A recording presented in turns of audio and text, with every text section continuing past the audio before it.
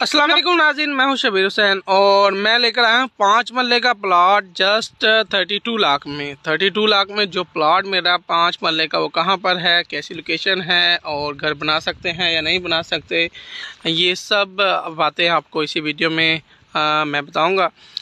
इस वक्त नाज़रीन मैं मौजूद हूँ बहरिया ऑर्चर्ड के G7 ब्लॉक में। ये अभी रिसेंटली तकरीबन 6 से 7 महीने पहले ये लैंड ली गई है बहरिया ऑर्चर्ड की जानिब से। और आप देख सकते हैं ये मेन बुलीवार्ड है, अभी जहाँ पर मैं खड़ा हूँ ये मेन बुलीवार्ड है, ठीक है। इसके इस साइड पर राइट और लेफ़्ट साइड पर कमर्शियल है, 5-5 मरला के कमर्शियल प्लाट, ठीक है। और इसके कमर्शियल की बैक साइड पे हैं 5 मरला रेजिडेंशियल प्लॉट। इस ब्लॉक में सबसे ज़्यादा फेज़ 4 में 5 मरला के प्लॉट दिए गए हैं और इन्हीं में से एक सबसे सस्ता, इस ब्लॉक का सबसे सस्ता तरीन प्लॉट मेरे पास आया सेल के लिए, कल ही आया। और अगर किसी ने यहाँ पर इन्वेस्टमेंट करनी है